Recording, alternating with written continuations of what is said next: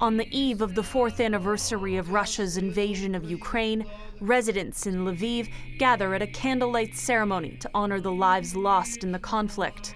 I believe I don't know what else to do. I believe that none of this was for nothing. The blossoms of our nation did not fall for nothing. They fell for Ukraine, which will be ours. Truth will be on our side, and everything will be as it once was. In Odessa, residents warming up at a humanitarian aid tent say the past year has been the hardest yet.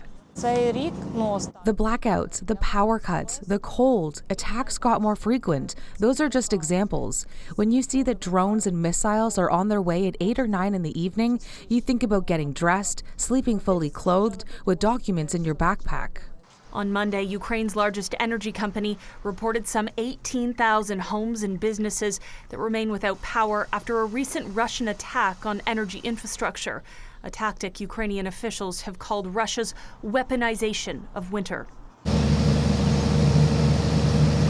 In Russia, President Vladimir Putin met with widows of soldiers who died in Ukraine to mark Defender of the Fatherland Day, a Russian public holiday honoring current and veteran military personnel. Sadly, your own defenders, the defenders of your families, are no longer with you. But the fatherland for which they gave their lives, for which they died, will always stand by you. A report last month from the Center for Strategic and International Studies found Russia has had between 275,000 and 325,000 battlefield deaths, compared to Ukraine's 100 to 140,000 deaths over the past 4 years, though the warring countries do not release detailed figures for their combat casualties. In France, meantime, President Emmanuel Macron welcomed Finland's president to the presidential palace, where the two reiterated their support for Ukraine and condemnation of Putin. The situation in Ukraine remains, of course, one of the essential issues for us, for our own security. And our determination to continue supporting Ukraine is unwavering, first with continued financial and military support. In my opinion, for him, it's a strategic failure. He wanted for Ukraine to become Russian. Well, it's becoming European.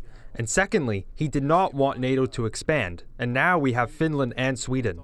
Another round of U.S.-brokered peace talks between Ukraine and Russia could be held at the end of this week, according to Ukrainian officials. The most recent talks in Geneva last week did not produce a breakthrough. Mackey, City News.